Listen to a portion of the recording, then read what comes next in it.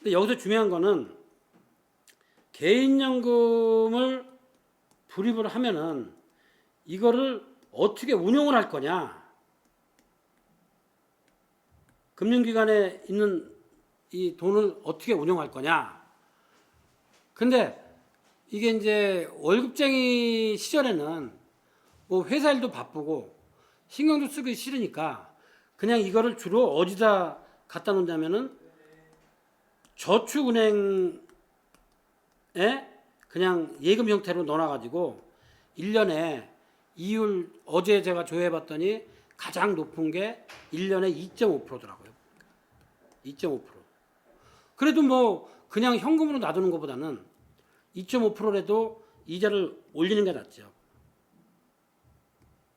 근데 조금 더 적극적으로 이 개인연금을 운용을 하겠다. 그러면 이제 펀드라든가 주식형 펀드 이쪽으로 이제 운용을 해가지고 운용 수익을 올리는 거죠.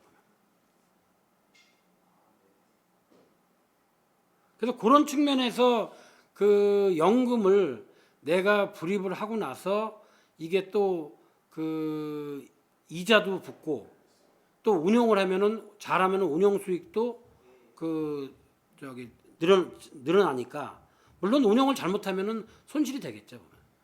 근데 어차피 개인연금은 한 번 불입을 하면은 이거는 퇴직 후에 찾겠다 그런 개념을 갖고 있다 그러면은 완전히 여윳돈이거든요. 보면.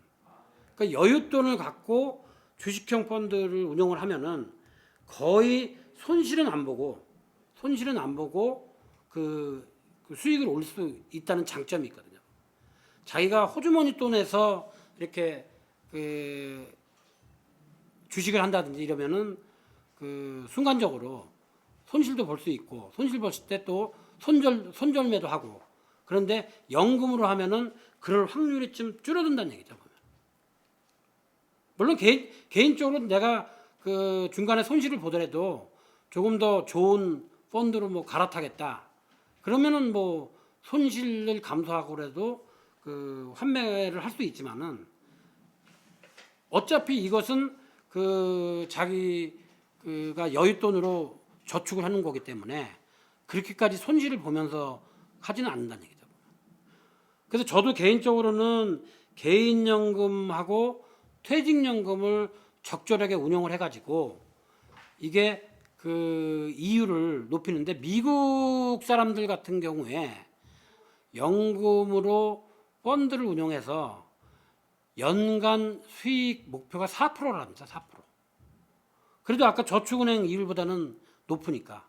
근데 뭐 잘하는 사람은 뭐 20%도 올리고. 근데 굉장히 그 리스크를 안 지기 위해서 연간 목표를 4%를 잡아가지고 운용을 한다는 얘기입니다. 문제는 이제 이게 퇴직연금입니다. 퇴직연금. 퇴직연금은 이게 저희가 이제 회사 내에 퇴직금을 놓는다. 그러면은 그 퇴직금의 보통 규정이 직전 근무 3개월 평균 금액의 근속 연수. 그러니까 직전 3개월 동안 받은 급여의 3분의 1, 그러니까 월 평균이 나오겠죠.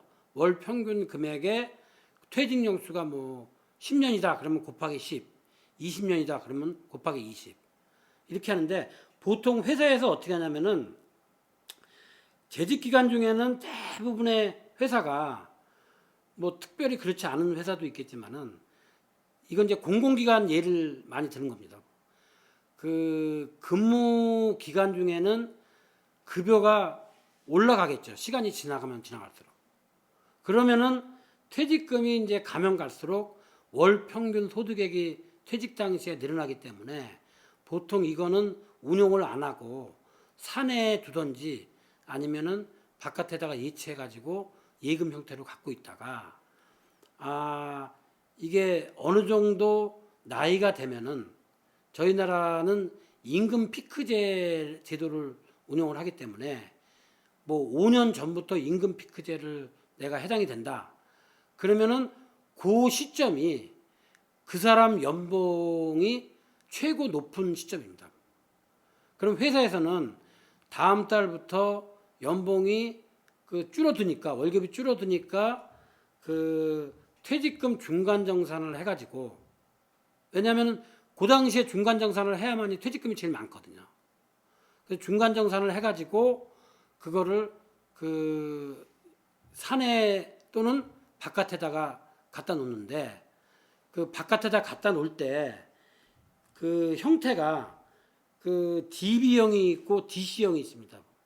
근데 DB형은 운영 주체가 DB형은 회사입니다. 회사. 그리고 DC형은 개인이죠.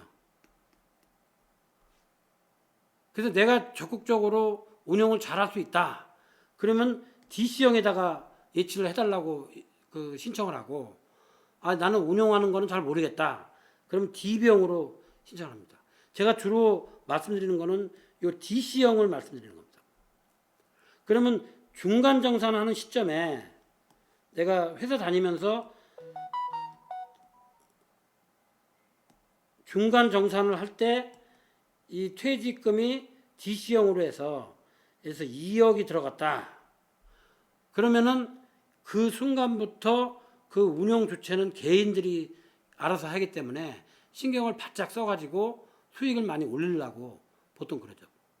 그리고 회사에서는 한번 중간 정산해서 2억을 넣어놓고 그 다음부터 매월 받는 급여의 12분의 1만큼 그 DC에다가 추가적으로 이렇게 불입을 해줍니다. 그럼 재직 기간 중에 이 DC형 계좌에 계속 2억 플러스 죄송합니다. 매달 그 퇴직금이 이제 들어오겠죠. 그러면 요 DC형에 들어가 있는 퇴직금을 개인들이 운용을 하는데, 아까 개인연금하고 마찬가지로 얘도 저축은행이라든지, 주로 저축은행이죠. 아니면 은행에도 뭐 있으니까 은행에 정기예금에다가 갖다 놓는 경우가 있고, 좀 더 적극적으로 운용을 하겠다. 그러면 펀드에다가 이제 그 넣어놓고 나서 내가 적극적으로 이제 그 퇴직금 운용을 하는 거지. 근데 이 퇴직금 중간 정산하는 시점에서 봤을 때는 보통의 그 회사에 그 재직하시는 분들이 거의 그 업무적으로는 시간이 좀 많이 남는 경우가 있거든요.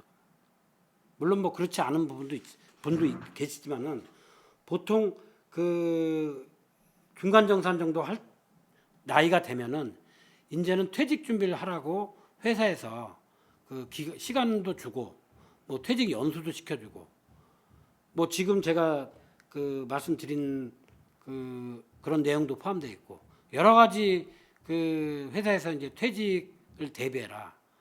근데 의외로 저희 나라의 그 퇴직을 앞둔 사람들이 그 회사에 뭐 일부 사람들은 또 그렇게 또 생각하다가 나중에 그 굉장히 당황하는 경우도 있는데, 그냥 그 회사에 죽을 때까지 다니는 걸로 생각을 했다가 나중에 큰 낭패를 당하는 사람도 상당히 주위에 있더라고요.